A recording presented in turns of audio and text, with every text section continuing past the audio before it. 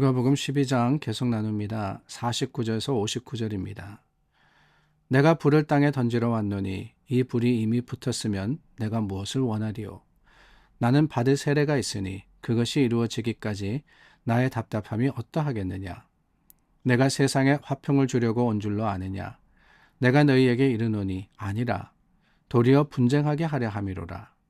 이후부터 한 집에 5사람이 있어 분쟁하되 셋이 둘과 둘이 셋과 하리니 아버지가 아들과 아들이 아버지와 어머니가 딸과 딸이 어머니와 시어머니가 며느리와 며느리가 시어머니와 분쟁하리라 하시니라. 또 무리에게 이르시되 너희가 구름이 서쪽에서 이는 것을 보면 곧 말하기를 소나기가 오리라 하나니 과연 그러하고 남풍이 부는 것을 보면 말하기를 심히 더우리라 하나니 과연 그러하니라. 외식하는 자여 너희가 천지의 기상은 분간할 줄 알면서 어찌 이 세대는 분간하지 못하느냐? 또 어찌하여 옳은 것을 스스로 판단하지 아니하느냐? 내가 너를 고발하는 자와 함께 법관에게 갈 때에 길에서 화해하기를 힘쓰라. 그가 너를 재판장에게 끌어가고 재판장이 너를 옥졸에게 넘겨주어 옥졸이 옥에 가둘까 염려하라. 내게 이르노니 한 푼이라도 남김이 없이 갚지 아니하고서는 결코 거기서 나오지 못하리라 하시니라. 오늘 저희가 읽었던 본문은 좀 충격적입니다. 매우 거칠고 또한 도발적이고 받아들이기 어려운 그런 말씀을 주님께서 하고 계십니다. 세상에 불을 지르러 왔다. 평화를 주러 온 줄로 아느냐? 분열을 일으키러 왔다라고 하시죠. 한 집에 5사람이 있어 분쟁하되 셋이 둘과 또한 둘이 셋이 분쟁하리라 라고 하는 이 말씀은 마치 예수님으로 인해서 가정이 분열되고 파괴될 것이다 라는 경고처럼 들리기도 합니다.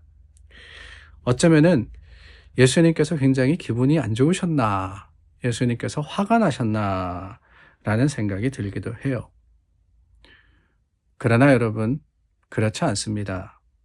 오늘의 본문의 말씀은 예수님께서 화를 내시는 것이 아니라 기독교인으로서, 그리스도인으로서 살아간다라고 하는 것은 이렇게 갈등과 대립을 피할 수 없다라는 경고입니다. 우리가 친숙하게 또한 우리가 익숙하게 느꼈던 모든 구습과 갈라져야 하는, 그러니까 구별된다라고 하죠. 조금 더 어려운 말로 하면은 성별이라고 합니다. 거룩하게 갈라진다. 그 결단을 요구하는 것이다 라고 말씀을 하시는 거예요. 세속적인 또한 우리가 익숙했던 가치와 관점과 또한 세상의 풍습과 유행으로부터 멀어져야 하는 것, 그게 바로 신앙의 길이다 라고 하시는 것이지요. 마치 빛과 어둠이 갈라지듯이 우리의 삶은 죄와 악으로부터 선명하게 구별되는, 갈라질 수밖에 없는 그러한 삶이다 라고 하십니다. 인디안의 우화 중에 짧은 우화가 있습니다. 해와 별이 이야기를 하는데 도무지 어둠이라는 것이 뭔지 이해를 하지를 못했어요. 그래서 별이 생각하기를 어두운 동굴에 들어가면은 이 해에게 어둠이 뭐다라는 것을 보여줄 수 있겠구나 라고는 그렇게 생각하고 해를 데리고 동굴에 들어갔답니다. 그런데 여러분, 해가 그 동굴에 들어가서 뭘 받겠어요? 어둠을 받겠습니까? 그렇지 않죠. 해가 들어간 순간 그 동굴은 환해져서 어둠이 사라져 버렸습니다. 우리 그리스도인들의 삶은 또 그렇다는 거예요. 세상은 어두워져 가고 있습니다. 세상은 어둠입니다. 세상은 죄악입니다.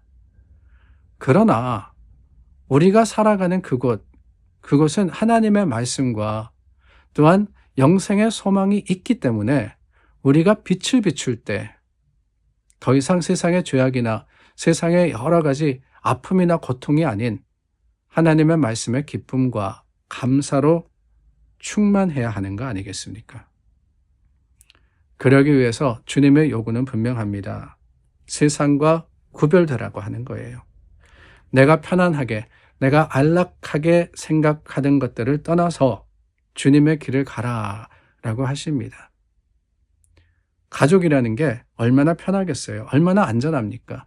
그러나 그것을 떠나야지만 하나님의 온전한 뜻을 이룰 수 있는 겁니다. 그런 이야기가 있지 않습니까?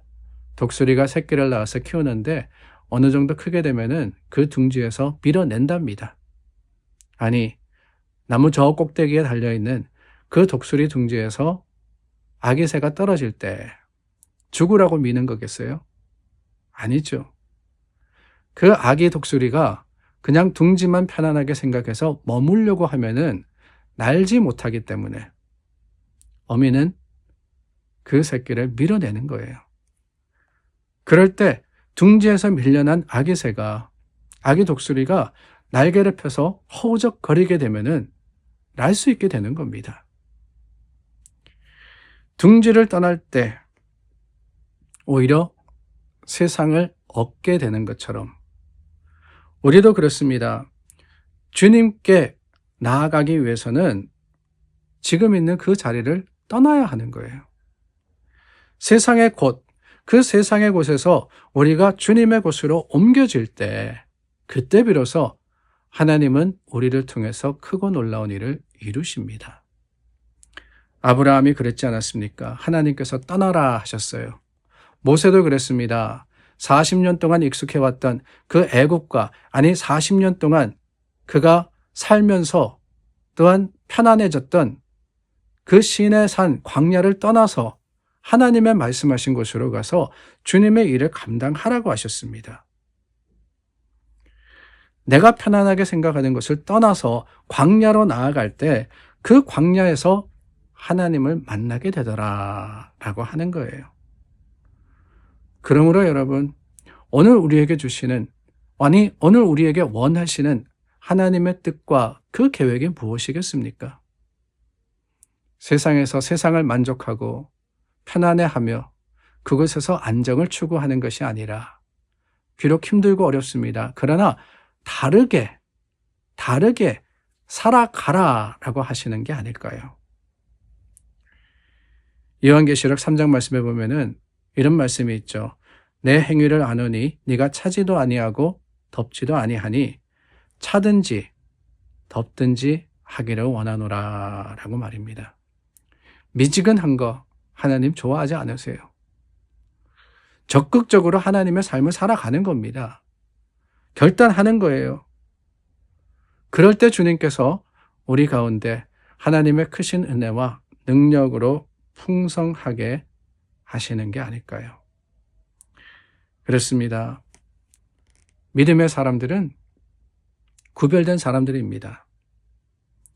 하나님의 주시는 평화, 세상과 다르기 때문에 주님의 말씀과 그 뜻이 세상과 구별되기 때문에 우리는 세상의 방법, 세상의 논리, 세상의 가치가 아닌 하나님의 말씀에 지시하는 그곳을 향해서 나아가고 주님의 진리 안에서 평화와 자유를 얻어야 하는 겁니다. 여러분, 확실하게 주님의 사람들이 되시기를 바랍니다. 어정쩡하게가 아니에요. 세상도 교회도 그냥 그 중간 어디에서 머뭇할 것이 아니라 주님의 사람은 분명하고 확실하게 하나님의 뜻을 쫓아서 십자가의 길을 가는 사람들입니다. 오늘 저와 여러분 시간이 얼마 남지 않았습니다. 마지막 때라 그랬잖아요. 오늘 우리가 사순절을 계속해서 보내고 있는데 여러분 우리가 이렇게 기념하고 또한 지켜야 하는 사순절이 내 삶에 얼마나 남았는지 우리는 알 수 없습니다. 주님이 부르실 날, 아니 주님 다시 오실 그날이 가까웠기 때문에 오늘 우리 다시 한번 확실하게 주님만을 붙들고 분명한 신앙의 삶을 살아가는 믿음의 사람들이 될 수 있기를 간절히 소망합니다. 기도하겠습니다. 참 좋으신 하나님 감사합니다. 오늘 말씀 속에 우리가 다시 한번 믿음의 결단으로 하나님을 향합니다. 주님, 세상과 구별된 삶, 세상과 다른 그 삶을 살아가며 주님의 뜻에 합당한 믿음의 모습을 보이게 우리를 도와주시옵소서. 예수님의 이름으로 기도드립니다. 아멘. 사순절의 13번째 날이죠. 오늘도 우리 가운데 임하시는 하나님, 그 거룩하심의 풍성한 자랑으로 주님께 영광 돌리는 저와 여러분 될 수 있기를 바랍니다. 우리 함께 기도하겠습니다.